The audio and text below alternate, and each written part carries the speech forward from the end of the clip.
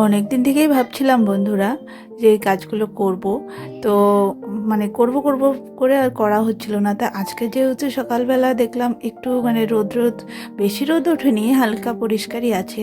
তো ভাবলাম যে এই যে বাসন রাখার এই যে র্যাকটা আর ওই যে লাল রঙের যে র্যাক আছে কৌটোকাটি রাখার, সেই র্যাক দুটো আজকে ধুয়ে দেবো। তো তার জন্য বাসনগুলো ওই যে আলাদা করে আরেকটা গামলা আছে, ওই গামলার মধ্যে রেখে দিলাম। রেখে দিয়ে তারপরে এই যে র্যাকটা বের করলাম, এটা এখন কলপারে নিয়ে যেয়ে ধুবো। তো তার আগে এই যে কয়েকটা ওই যে তেলের কৌটো টোটো, এগুলো উপরটা না খুব নোংরা হয়ে যায়, তো সেগুলো একটু বেসিনে ধুয়ে দেবো। আর কয়েকটা বাসনও ছিল, তো বেসিনে মেজে নিলাম। তো কলপারে গিয়েছি ধুতে, অর্ধেক ধোয়া হয়ে গেছে, তারপরে নেমে এলো ঝমঝমিয়ে বৃষ্টি। তো আবার ঘরে চলে এলাম, সেটা কলপারে রেখে রেখে এসে এই যে বিছানাটা গোছাচ্ছি। তো গুড মর্নিং বন্ধুরা, কেমন আছো সবাই? আশা করছি ভালো আছো। তিথি ডিমলাভ চ্যানেলে তোমাদের সবাইকে আবার অনেক অনেক স্বাগত। তো তোমাদের আশীর্বাদ ও ভালোবাসে আমি অনেক ভালো আছি। তো আজকের ব্লগটা আশা করছি বন্ধুরা তোমাদের খুব ভালো লাগবে। তো পুরো ব্লগটা দেখো আর আমার সঙ্গে থেকো। আর হ্যাঁ, যদি একটুও ভালো লাগে আমার এই ব্লগটা, তো প্লিজ একটা লাইক করে দিও আর কমেন্টে অবশ্যই জানিও। আর হ্যাঁ, আমার সঙ্গে থাকার জন্য আমার চ্যানেলটাকে সাবস্ক্রাইব করে রেখো, তাহলে রোজ নতুন নতুন ভিডিও তোমরা দেখতে পাবে। আর যারা করেছো তাদেরকে অসংখ্য অসংখ্য ধন্যবাদ।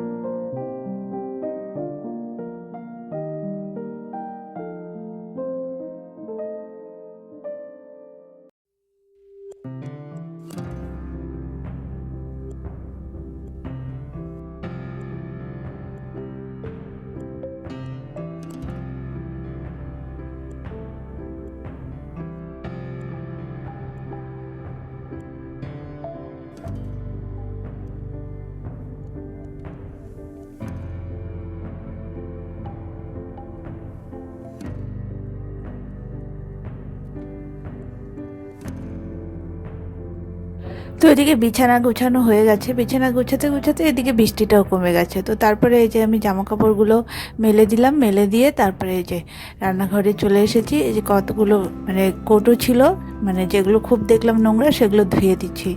তো ধুয়ে দিয়ে ওইদিকে বাসন রাখার র্যাকটা যে বললাম না অর্ধেক ধুয়ে রেখে এসেছি, ওটা পুরোটা ভালো করে ধুয়ে ধুয়ে কৌর উপরে মেলে দিয়ে রেখেছি। তো এদিকে দেখছি কতগুলো কৌটো যেগুলো খুব বেশি নোংরা হয়েছে সেগুলো। আর এর আগেও আমি কয়েকদিন আগে ধুয়েছিলাম কৌটোকাটি, তোমাদের দেখিয়েছিলাম। তো আজকে বেশি নোংরা হয়নি, উপরে যেগুলো ছিল।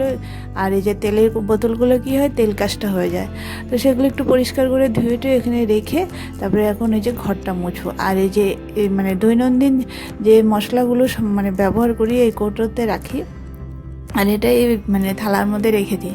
তো কী হয় বলো তো, আরশোলা ছোটো ছোটো গুণা বোঝা যায় না। আর রান্নাঘরে আমার বন্ধুরা এত আরশোলা হয়েছে, তোমরা একটু কমেন্টে কেউ জানিও তো আরশোলা কীভাবে কমানো যায়। আর এই যে দরজাটাও রান্নাঘরের দরজাটা ভালো করে মুছে রান্নাঘরটা মুছে বের করে তারপরে এখন যাব বড় ঘর মুছতে।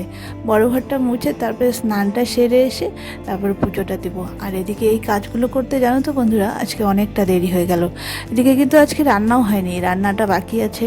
সকালে ওই যে মানে কিছু খাবার খেয়ে নিয়েছি আমি আর ছেলে বর। কিছু খাবার বলতে সকালে আজকে পুরি করেছিলাম, তো পুরি আর আলুর তরকারি করেছিলাম। বরকে আজকে পুরি দিয়ে দিয়েছি, টিফিনে নিয়ে চলে গেছে। তো আমি ভাবলাম আজকে রান্না অত ঝামেলা নেই, আর যেহেতু আজকে শনিবার নিরামিষ, আর একটু সয়াবিন করব শুধু আমার ছেলের জন্য। তো এই কাজগুলো আজকে করে ফেলি। আর প্রত্যেক দিনে তো বৃষ্টি থাকে, বৃষ্টির জন্য কাজগুলো করা হয় না, তো আজকে ভাবলাম করে ফেলি। তো যেমন ভাবা তেমন কাজ শুরু। তো ওই যে সব কাজ সেরে রান্না না, পুজোটা সেরে নিলাম। এই যে পুজো হয়ে গেছে, এখন বেজে গেছে প্রায় 2:30। আর এদিকে ছেলেও বলছে মা খিদে পেয়েছে খিদে পেয়েছে।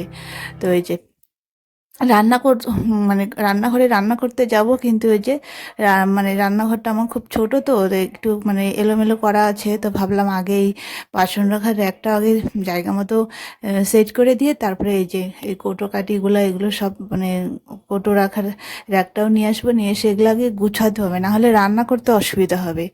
আর আমার রান্নাঘর তো খুব ছোট, তো এখানে একজন মানুষ দাঁড়িয়ে রান্না করা ঠিক আছে, তো আবার যদি এরকম জিনিসপত্র এলোমেলো থাকে তাহলে দাঁড়িয়ে রান্না করারও অসুবিধা দিতে হবে। তাই আগে এগুলো নিয়ে এসে সেট করে জায়গার জিনিস জায়গা মতো যতটুকু পারলাম রেখে দিলাম, মানে এখন তাড়াহুড়ো তো, ছেলের খিদে পেয়ে গেছে, অতটুকু রেখে তারপরে আর কি রান্নাটা বসাবো। তো ওই যে মানে লাল রঙের এই যে কৌটো রাখার একটা, ওটা ওই যে নিয়ে আসলাম, ওটা ওই যে গেটের উপরে রেখে মেলে দিয়েছিলাম, মানে উল্টো করে শুকোতে দিয়েছিলাম। তো এটাও নিয়ে এসে এটার মধ্যে কৌটোগুলো গুছিয়ে রাখলাম, রেখে তারপরে রান্নাটা বসিয়ে দিলাম। এই যে রান্না করছি, ওদিকে ভাত হয়ে গেছে, এখন রান্না করবো এই যে সোয়াবিনের তরকারি। শর্টকাটে রান্না, কারণ দেরি হয়ে গেছে, ছেলেরও খিদে পেয়ে গেছে। মানে আমি পুজো দিয়ে ওঠার সময় ছেলে বললো মা খিদে পেয়েছে। তো সকালে দুটো পুরি ছিল, ওই দুটো ছেলেকে দিয়েছি। তো খাওয়া দাওয়া সেরে এই যে এখন জামা কাপড়গুলো উঠাচ্ছি, মানে কালকের কতগুলো জামা কাপড় ছিল সেগুলো এখন শুকিয়ে গেছে। তো এখন ওগুলো উঠিয়ে নিচ্ছি, উঠিয়ে নিয়ে তারপরে একটু বসবো, ওই যে বাকি এডিটিং করা আছে ওটা করে তারপরে একটু রেস্ট। তো চলো বন্ধুরা, সঙ্গে থেকো।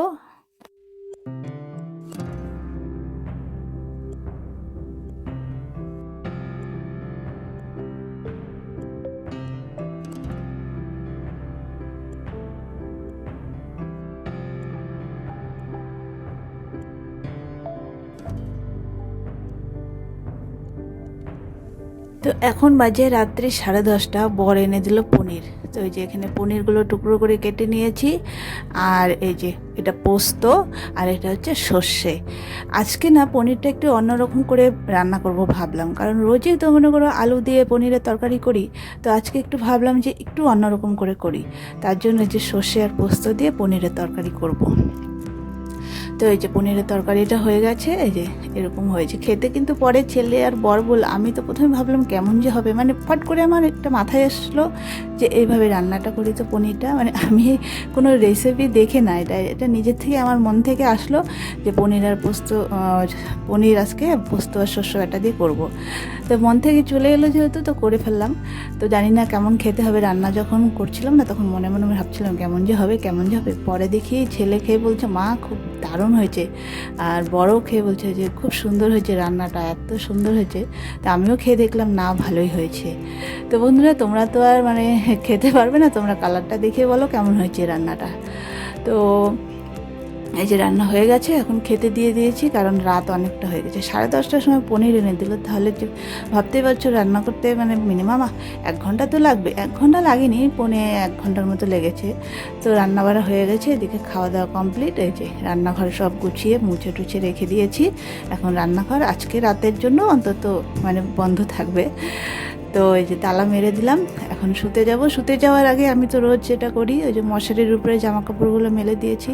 তো চলো টাটা, গুড নাইট, আজকের মতো সবাই ভালো থেকো।